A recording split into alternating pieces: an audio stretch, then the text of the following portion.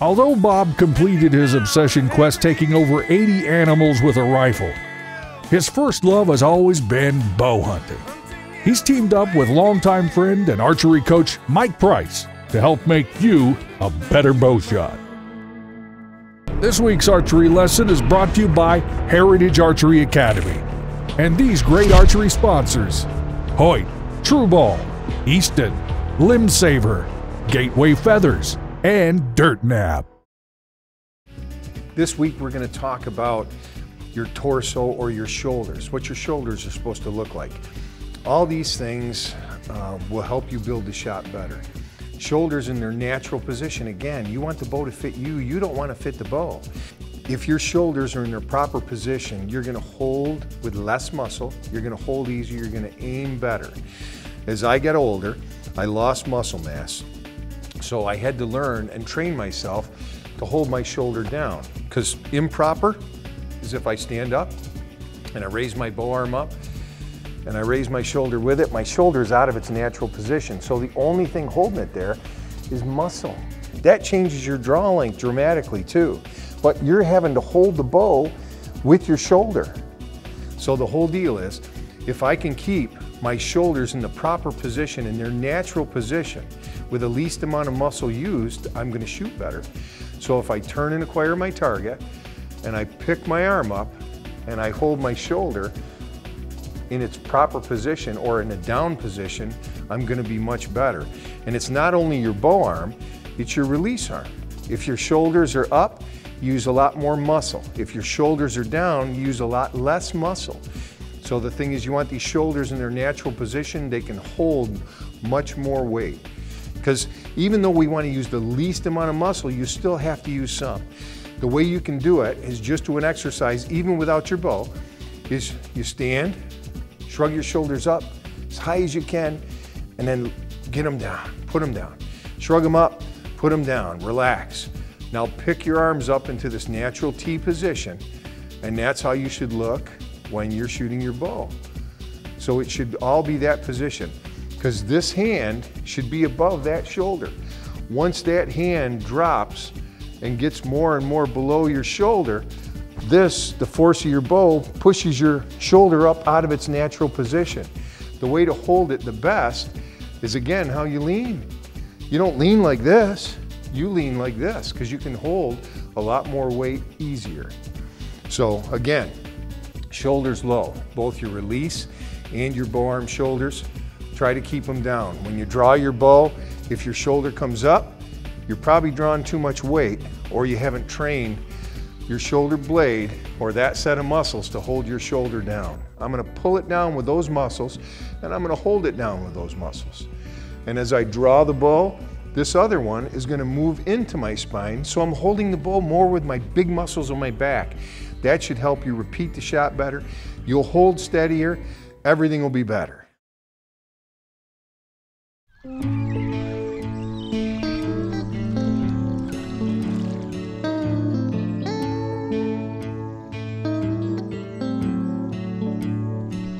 Bob has been on archery hunts all over the world, and he knows what makes a good outfitter and what it takes to be a good bow hunter. What tells me really a lot about an outfitter, does he have a good practice butt for me to shoot my bow in, which he did, and I got up there and I practiced every day. That just keeps you, at midday, you want to make sure you got confidence in your equipment, nothing's changed, you go out and throw a few arrows. And then he had a block up there and he shot into that every day, and I'm glad he had it. One of the mistakes I think bow hunters do before they go on a hunt is they shoot their bow. They think, well, if I shoot it 300, 400, 500 times a day, then I'm really getting ready for a hunt. And you kind of are, but really you're not. Shoot your bow, get ready for the hunt, and then start twisting and turning. I mean, you're going to be up on a knee, you're going to be glassing, you're going to be using your rangefinder, whatever the situation you think it's going to be. Obviously, if you're hunting from a tree stand, then get into an elevated stand and practice. But in my situation, I knew it was going to be a spot and stalk. I'm going to be low to the ground, I'm going to be on my knees, I'm going to be twisting and turning, and that's how I practiced up there too, and it paid off. This week's training tip is brought to you by Winchester Ammunition. People always ask me, what do you do in your off time? And I said, I don't have an off time. You're almost hunting year round, and when you're not hunting, You're either packing for a hunt, you're unpacking for a hunt. Talking to an outfitter, you know, I'm working on next year's hunts. I've got a dozen or so hunts right now on the books for next year. Look at that. Besides fishing with his grandson, Look how many we got. one thing Bob fits into his schedule is his annual bow school. Here, archers learn the kind of things only a master bow hunter can teach. We have people that come to the school from all over the world. They'll come at least twice, sometimes 3 times, because it's just a wealth of information. Bob teaches everything he's learned in his 20-some years of hunting, you know. He's really fine-tuned his hunting. He tells them what to and not to expect out of an outfitter, the steps of hunting, shoot some deer first, then go on a bear hunt. Don't just jump into an elk hunt.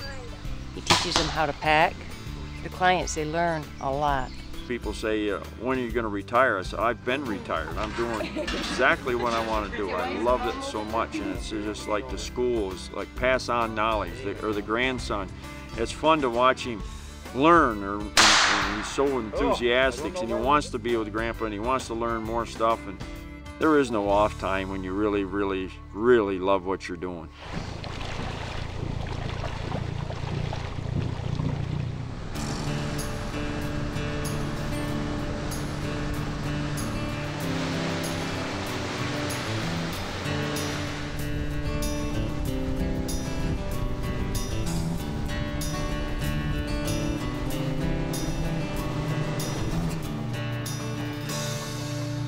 Man, we came into this bay and there's 3 bears. Imagine that, 3 bears on the beach. You know, one we eliminated right away. That was the biggest one. I mean, he had a huge head on it, but he was really rubbed bad. And so we went over for the other 2, and this one, I said, I can get on top of him. There was one big, real nice big log that we could get up to about 40 yards away from this one, and we were sneaking up there, and there was one bear just upstream a little ways from us, and we decided we'd try for this one first. It was a little bit bigger, and we got up to the log and we were in good position. The bear didn't know we were there. So we had to go across. We got to the big log first. That was a no-brainer. And then I had to drop in this little creek. I dropped off in there, and for whatever reason, I had it in my head I wanted to cross this little stream. You know, and he looked up the one time, he caught me halfway across it, so I settled back down, you know. I'm halfway up into my boots, you know, and I just says, okay, I'm gonna try it again. I started to go again, and he turned around and he spotted me, boy, and he just looked at me. You know, and now he starts to come for me, you know, and I guess that's what makes bear hunting exciting, because you just never know whether they're going to come and get you or not. And that's what makes my heart pound. That's what makes me go on them spring bear hunts. I don't know why I was trying to get closer, but I was, you know. And then the one time I said, man, I got him. I range finding. I was comfortable with the shot. I stood up, drew onto him. He turned, it was kind of a bad shot. I waited for him a little bit, and he turned sideways, and it was like, oh, look at, he's all rubbed on that one side. But it wasn't too bad, you know, I wasn't that disappointed. I got there and made a good stalk. You know, I was able to take the bear, and guess what? I had to go find another bear to stalk. And that's what I was really looking for anyway. Closed captioning has been provided by Swarovski Optics.